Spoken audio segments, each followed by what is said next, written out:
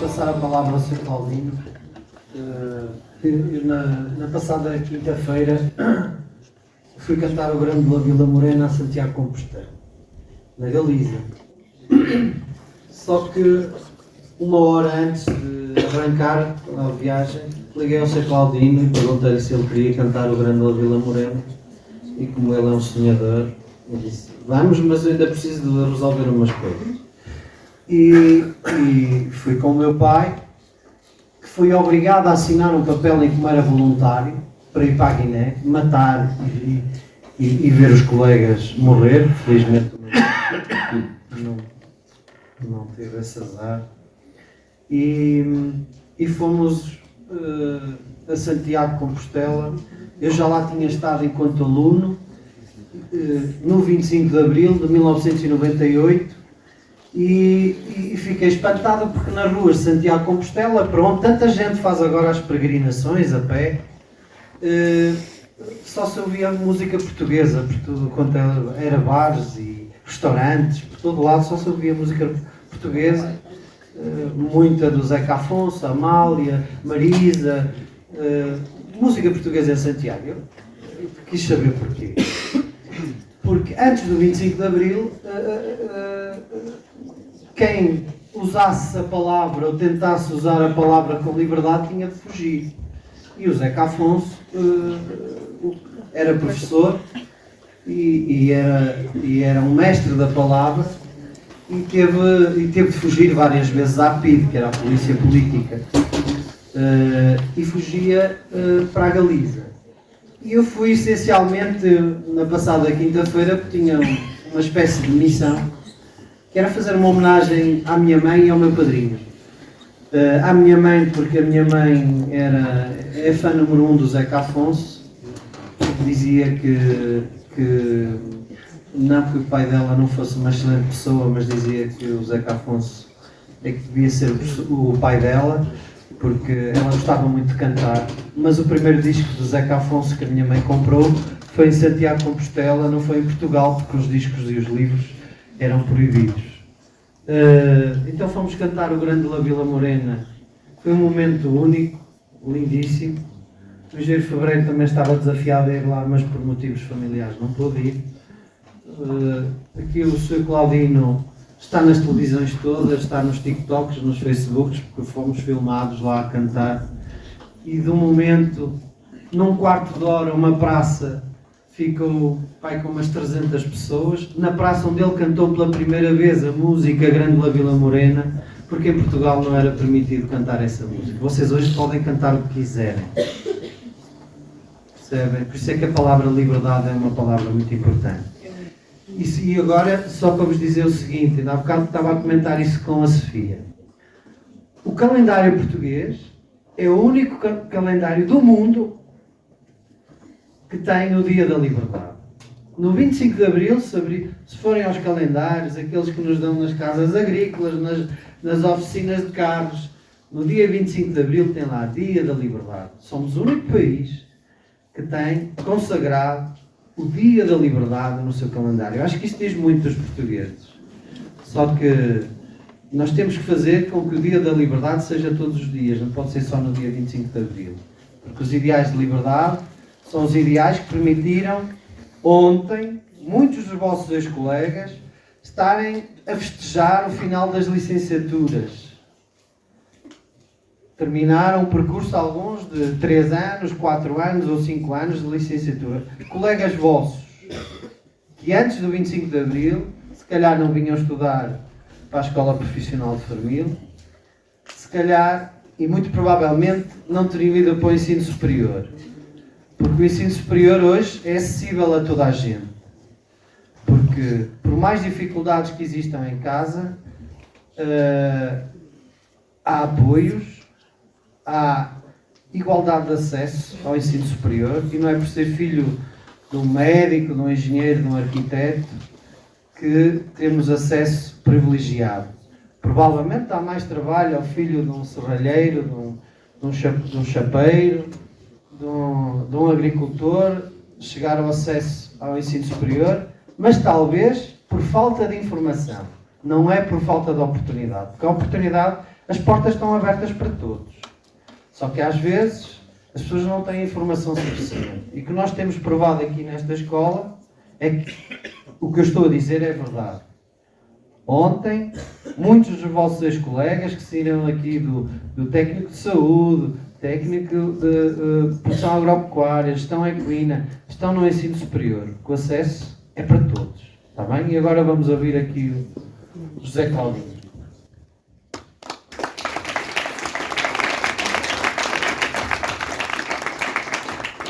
Olá a todos. Lamento dizer-vos, mas ao olhar para as vossas caras, eu sinto que sou, sem dúvida, o mais jovem que aqui está dentro, embora tenha muitos anos. E sou o mais jovem porquê? Porque até o meu último livro chama-se O Puto de Serradelas. Então eu vou falar como o puto de Serradelas para os putos que estão aqui à minha frente.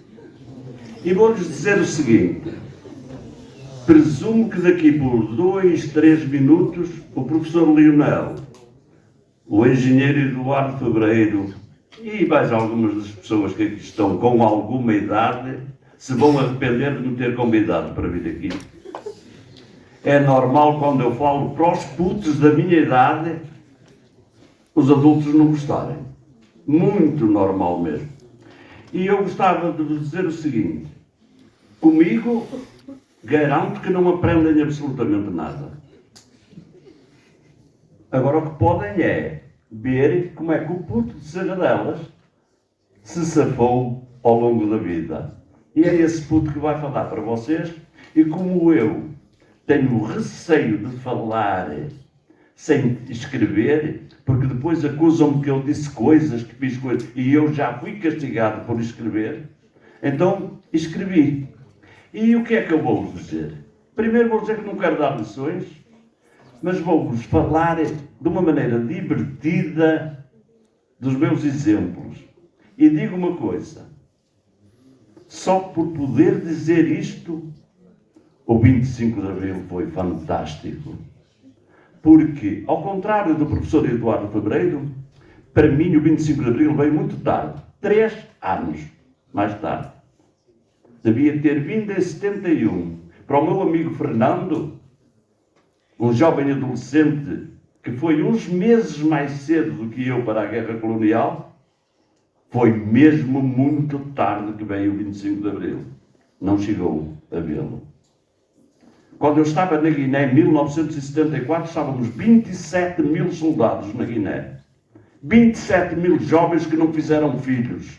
E é por isso que o raio da população está a diminuir aqui em Portugal. Ou acham que ir 27 mil jovens para a guerra, naquela força que podiam...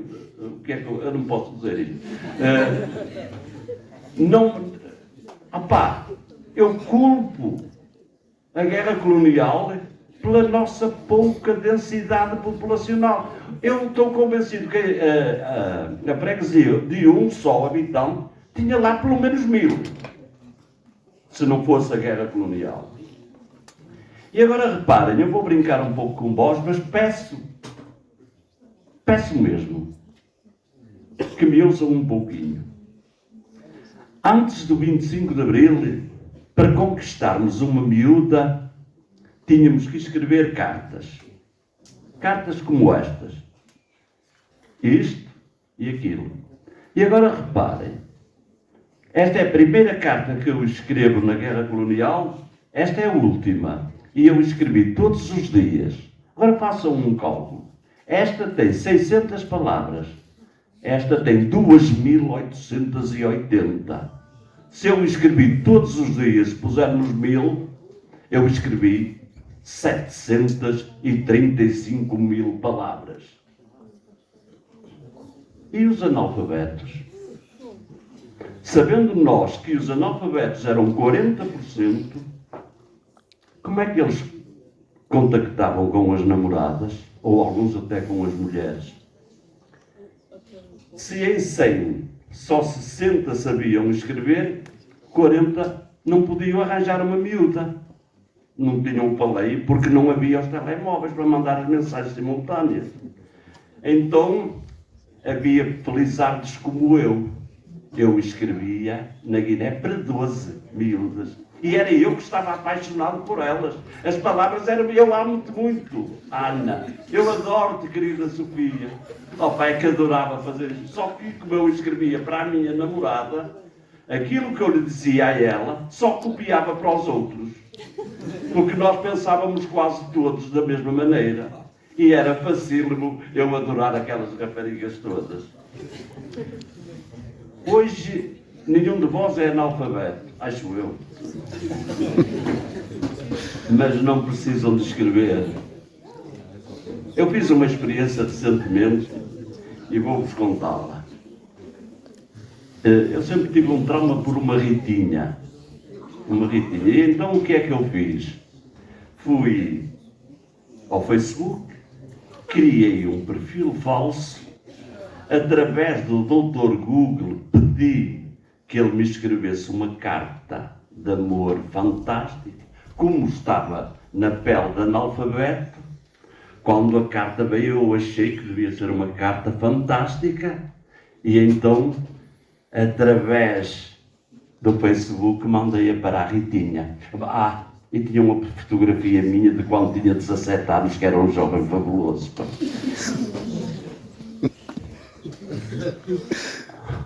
Os analfabetos são mesmo analfabetos. Porque eu não li o raio da carta. E o Google, ao escrever uma carta, põe no fim: tem cuidado, que a Ritinha tem namorado e ele é o campeão de pugilismo. Eu apaguei logo a página, porque santa paciência. Mas eu adorava ter, naquele tempo, tido a hipótese de poder pedir ao Google para escrever as minhas cartas, em vez de escrever mais de 700 mil palavras. Então os jovens daquele tempo, para conquistar as raparigas, tinham muito, mesmo que escrever muito. E também ler, porque a minha namorada também me escrevia. E eu tenho um azar incrível, é que enquanto eu pude apagar tudo o que a Ritinha dizia, recebeu, a Amélia não apagou. Guardou as cartas todas. E então, por exemplo, hoje eu li há bocadinho a carta que lhe escrevi no dia 29 de abril de 1973 e eu lá juro o amor eterno. Quer dizer, estou com a Amélia há 40 e tal anos só porque ela tem a prova de que eu lhe jurei amor eterno. Coisa que eu nunca pensei em fazer, honestamente.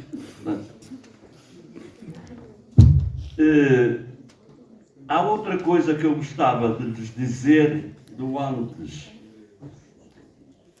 e depois do 25 de Abril, porque havia umas coisas proibidas na altura e outras que são proibidas hoje. E vou começar pelos copos. Segundo a minha avó, já agora, eu sou filho de pai incógnito e a minha mãe não me pôde criar, entregou-me à minha avó. Segundo a minha avó, eu apanhei a primeira bebedeira aos 3 anos. As pessoas da minha idade não me estranham, aposto. Calma que eu apanhei a bebedeira pelo seguinte, é que a minha avó argumentava e dava-me água ardente com açúcar para matar os micróbios da constipação. Antigamente não havia vírus, eram micróbios. E então eu andei mais ou menos até aos 8 anos metido no álcool. Depois um professor meu disse-me assim: olha que tu não podes vir bêbado para a escola, vês quase todos os dias. Eu de facto ia a cambalear, mas nunca pensei que aquilo que era bebedeira. O meu professor disse assim: tens que parar com o álcool, e eu deixei o álcool. Vocês não têm esse problema, porque depois do 25 de Abril e até mais recentemente, os vossos pais e avós, para não vos aturarem com os copos, foram pedir ao governo: façam uma lei para os meus netos e para os meus filhos, eles só podem beber álcool aos 16 anos. Ou 18 anos. Então, vocês, quando apanharem a primeira naça, não vão ter aquela experiência fantástica que é ser quase bebê e andar a cambalear. essa diferença de mentalidades do 25 de Abril para agora talvez se estendem ao tabaco. Eu também fumei o primeiro cigarro aos 5 anos. Barbas de milho embrulhadas em papel de mata-borrão. E depois tive uma sorte incrível. O meu professor fumava. Então, aquele cheirinho da sala de aula, ao tabaco, o fumo, opa, era incrível como eu me sentia tão bem lá. Acho que nos sentíamos todos. A nicotina no ar, pai, não. E eu tinha uma sorte incrível. O meu professor deixava-me ir despejar o cinzeiro. Eu aproveitava as piriscas e depois vendia-as aos meus colegas. Foi o primeiro negócio que eu tive. Foi vender piriscas. Há uma coisa que eu gostava de vos dizer, que é esses 2 vícios perdi-os por volta dos 8 anos, os 2, o do álcool e o do tabaco. E voltei a recuperá-los na guerra colonial. E aprendi esses e outros, o do jogo, o de ser um fraco traste, aprendi. A guerra colonial e as prisões são espetaculares para a gente conseguir ter uma evolução no crime, uma evolução no que é proibido.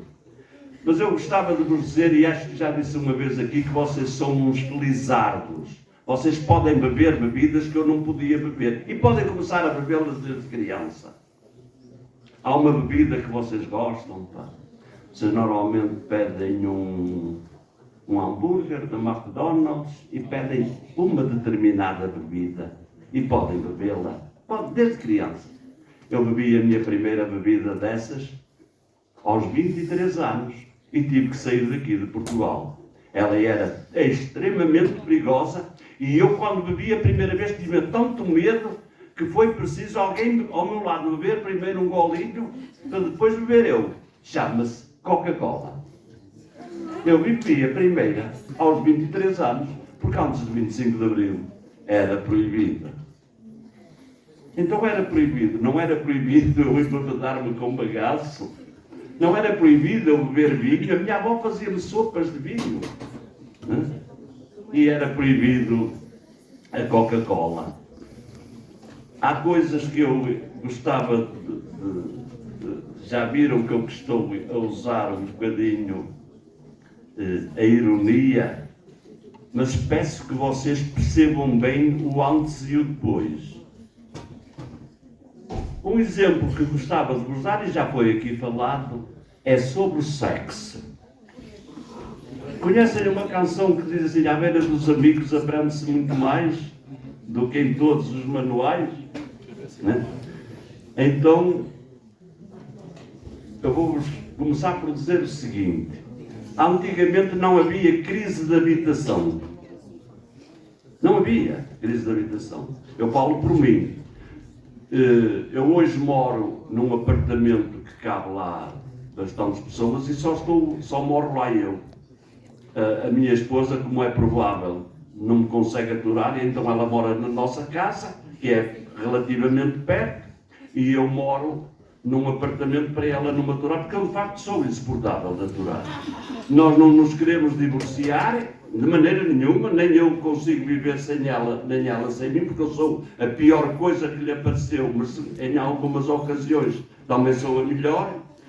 E então eu moro num apartamento sozinho. Antes do 25 de Abril, eu morava com a minha avó. É que era fixe. A casa era enorme. Era enorme porquê? Porque cabiam lá as minhas 8 tias. E os maridos. E alguns primos meus. Então não havia crise de habitação. Se nós vivíamos quase 20 pessoas numa casa, se fizerem isso hoje, as casas sobram, pá. Eu até nem entendo porque é que há crise de habitação. Mas há uma coisa que é muito interessante para ir ao sexo. E o que é que acontecia quando nós dormíamos todos nas mesmas camas? Opa, eu não sei, mas eu acho que aprendi, eu comecei a ver aquilo muito cedo. E um dia qualquer, a minha avó apanha-me na brincadeira com a Maria.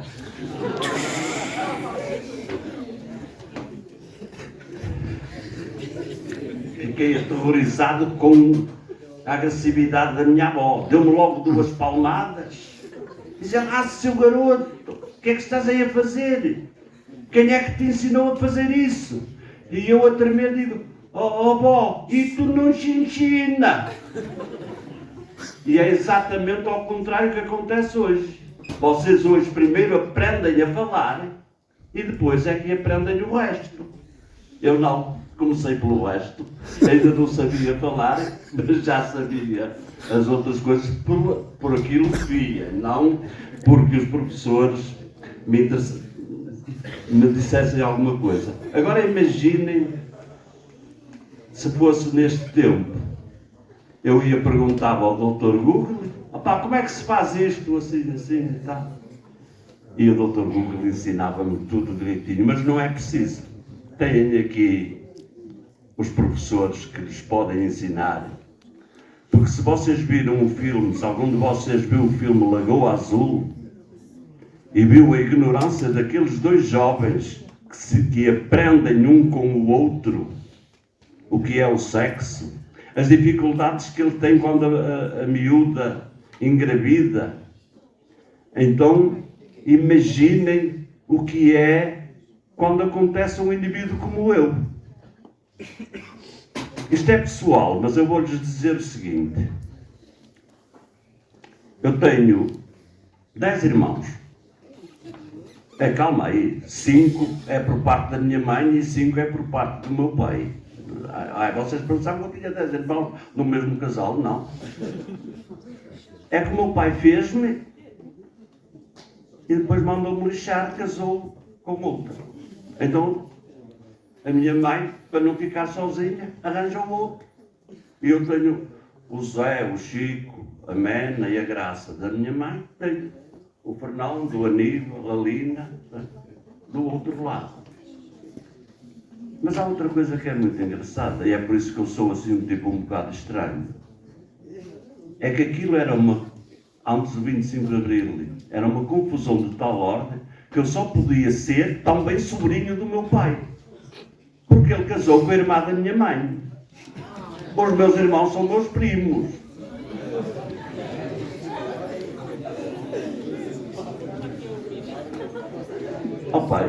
Eu nem acredito que estou a ocultar isto, porque normalmente eu tenho muito recato nessas coisas.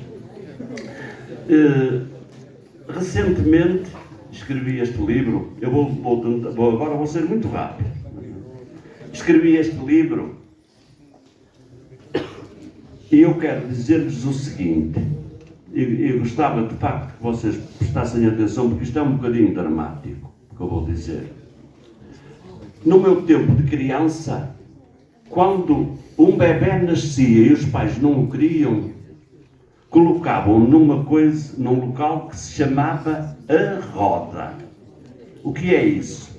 É uma roda embutida numa parede com uma aberturazinha onde se punham os bebés, andavam com a roda à volta, a parte onde estava o bebê entrava para dentro da casa e o bebê era entregue a uma instituição.